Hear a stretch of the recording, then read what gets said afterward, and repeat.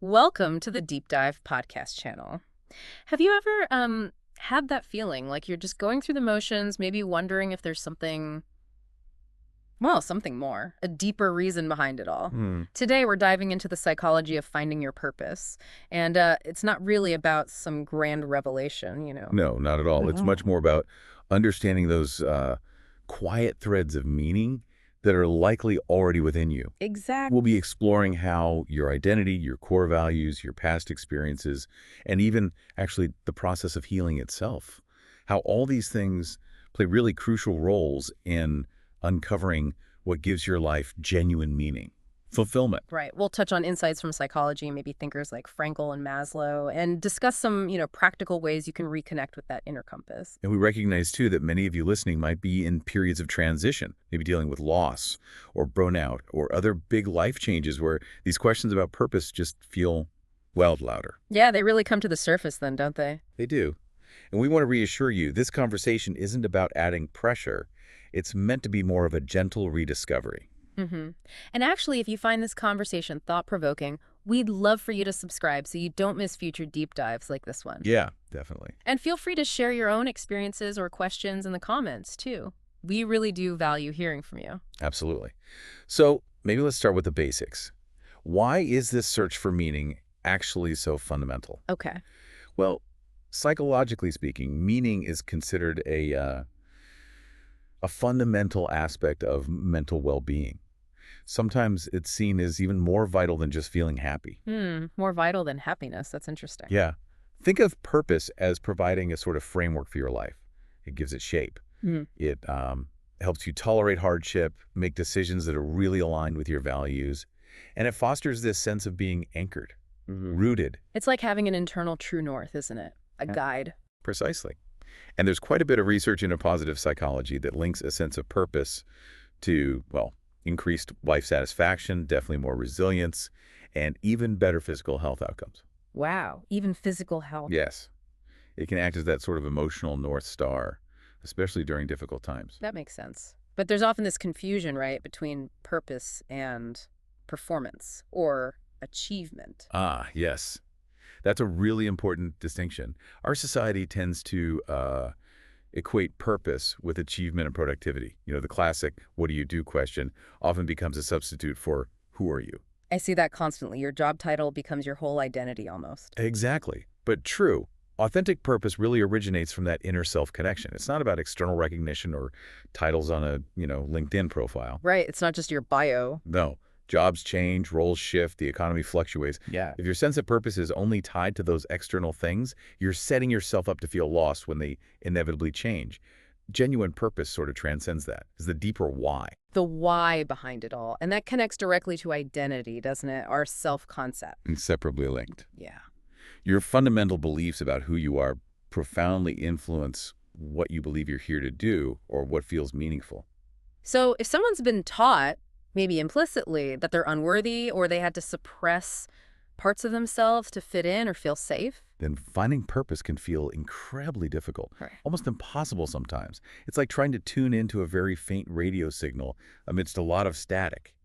If you haven't been allowed or felt safe enough to be your true self, how can you possibly know what genuinely resonates from within? That's a powerful analogy. Authentic purpose is really an inner expression. It comes from your lived truths, your cultural background, your passions, yes, but also your pains. They're whispers from inside, not demands from the outside world. Okay, so if purpose is this inner expression reflecting who we are, how do we start tuning into that? Where do values fit in? Values are absolutely key. They're like the compass within that inner landscape. They are the underlying drivers of purpose. The drivers, okay. Yeah. When you live in alignment with your core values, maybe that's creativity or justice, connection, compassion, whatever it is for you, you tend to feel more energy, more congruence, like things just fit. And the opposite is true too, right? When you betray those values. Absolutely. When you consistently act against them, even in small ways, it often leads to that feeling of being off or dissatisfied. Even if you can't quite pinpoint why, it's a feeling of inner conflict. So how can we get clearer on what our own core values actually are? It sounds simple, but maybe it's not always obvious. It often requires some really honest reflection. You could ask yourself things like, when do I feel most alive, most engaged? What do I genuinely care about, even if no one else is watching or validating it?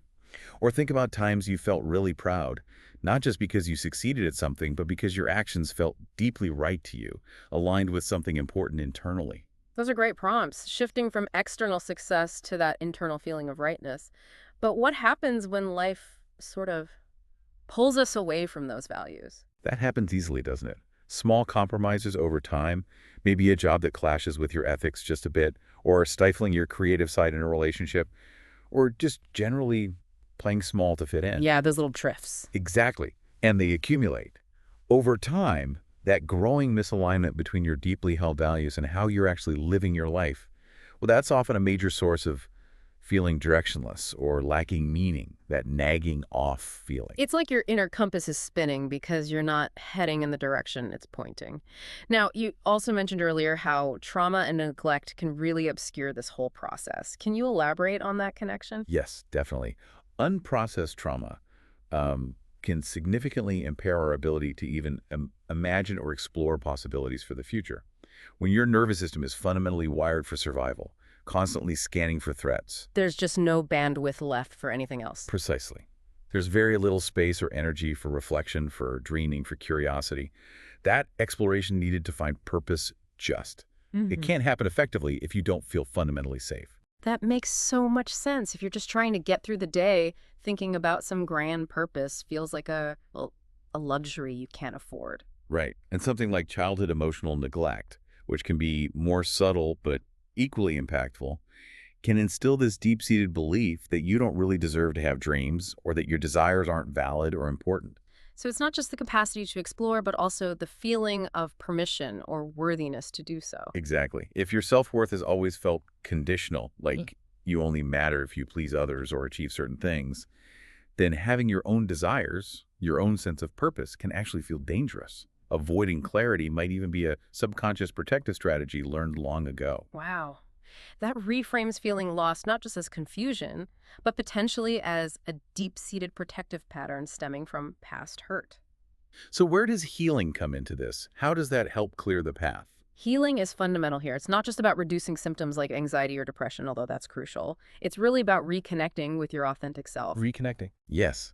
As the nervous system finds more safety, more regulation, the capacity for imagination, for curiosity, for dreaming, it starts to reawaken. That internal space opens up again. That's incredibly hopeful. So healing can literally help lift that fog of directionlessness. It absolutely can. Mhm. Trauma-informed approaches often work very gently with meaning. They might ask questions like, what feels meaningful right now, even in tiny ways? Not some huge life purpose, just right now. Okay, starting small. Yes. Or, what kind of life feels safe enough for you to even begin to dream inside of? What gives you even a tiny spark of interest, even if it feels faint? It's about meeting yourself where you are. That feels much more accessible than feeling pressured to find the answer. You also brought up intrinsic motivation earlier. How does that link to purpose? Intrinsic motivation is that drive to do something simply because you enjoy it or find it inherently interesting or satisfying. There's no need for external rewards or applause. It comes from within. Exactly. It's that natural pull towards certain activities, conversations, or ways of being. And it's a really powerful clue to finding purpose. So, paying attention to what genuinely excites us or pulls us in, even if others might think it's pointless or unproductive. Absolutely. Purpose often starts in places that look like play or simple curiosity. Listen to what draws you in. It could be certain types of conversations, causes you care about, quiet hobbies, moments of flow. These are often the breadcrumbs leading back to your essence. Following the breadcrumbs. I like that. Now, let's touch on some of those key thinkers. Viktor Frankl's work, especially Man's Search for Meaning, is so powerful regarding purpose and suffering. Immensely powerful.